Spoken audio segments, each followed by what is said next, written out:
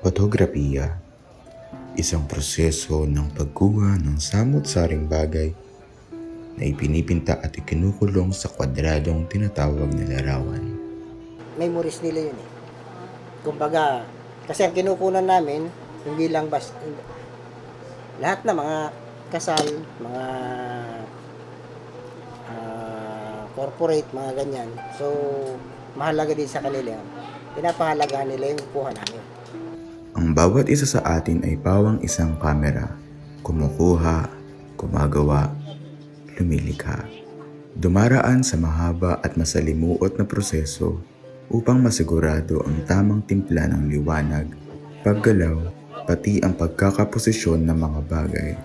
At pag makuha mo ng litrato, tila isa kang salamangkero dahil ang pagkakahalintulad natin sa isang kamera ay pagkakaroon ng mahika.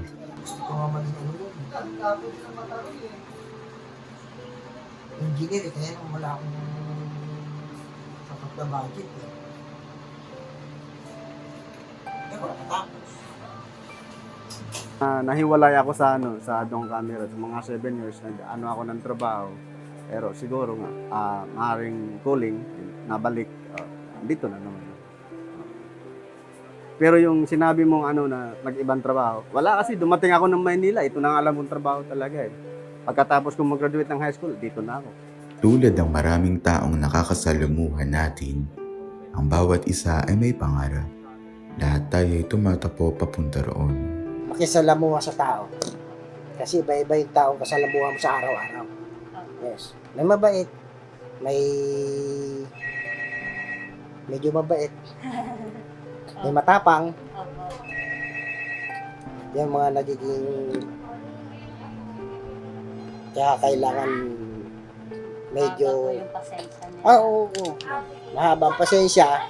Kahit sa paggawa, kailangan mo na mahabang pasensya. Opo. Kasi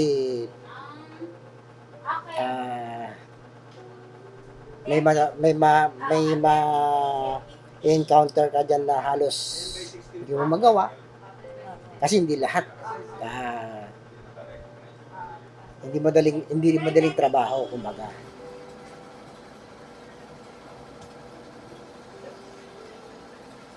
Tagal ko po kasi hindi na nagamit eh. Parang ilang taon na eh. Maaring busted na yung battery. Matagal na nakatambay. Oo. Maaring busted na. Ilang taon na ng pandemya. Kasi yung battery, pagka matagal hindi na ginagamit, nababasted talaga yan. Ngayon mo siguro.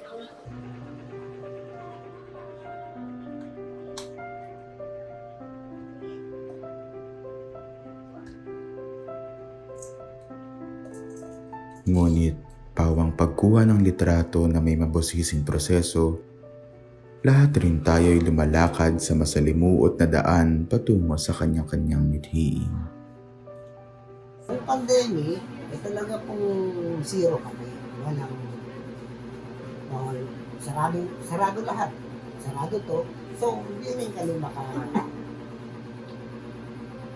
wala rin makapuntang customer. At kahit kami, mismo mga tipis at saka yung establishmento sa atin. So, wala kami income.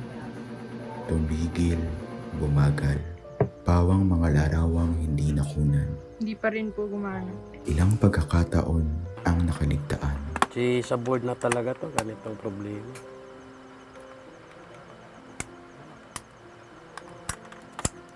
Malakas naman yung battery.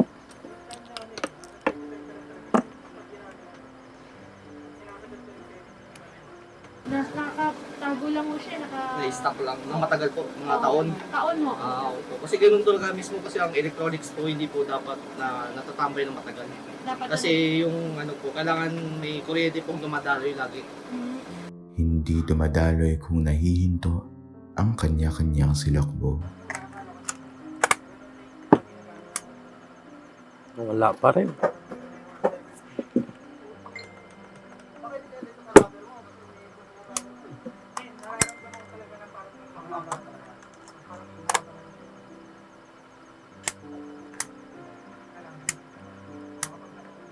Sa tagal na parang nawalan ng liwanag, hindi na rin alam kung saan patutungo.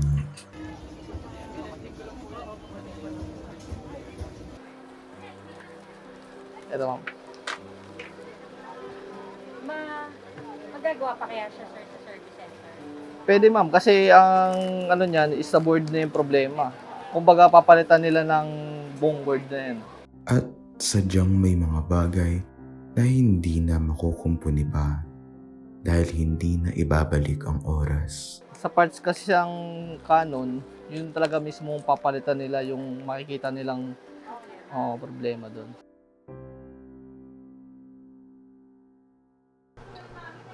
Pero masarap na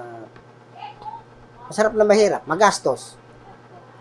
Lalo pag sabi ko nga kanina, kung hindi mo iniisip na pagkakitaan, ay magastos yan.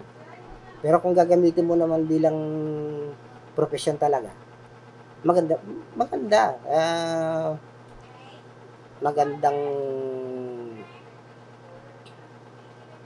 kasi ano yan kumbaga